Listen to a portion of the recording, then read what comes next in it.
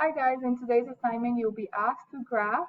So I'm going to go over in this video how to graph in your computer. Just in case some of you might not be able to print the assignment so that you can still complete the graphing experience. So we're going to download the Word document. When it downloads, double click it. The first thing you're going to do when the document opens in Word is you're going to save it. You're going to save it in your class folder. So you're going to go over all this information, parts of the graph that's going to tell you how to label the X, the Y axis appropriately, how to title the graph.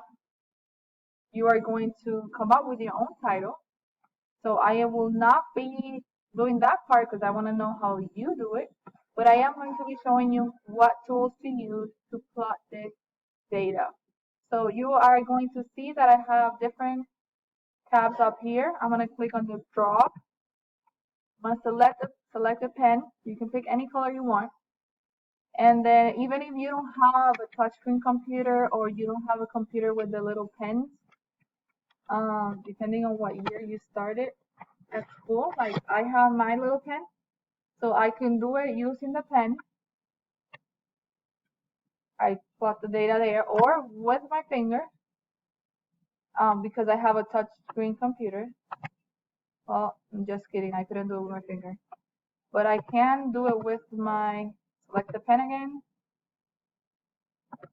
and I can do it with the mouse.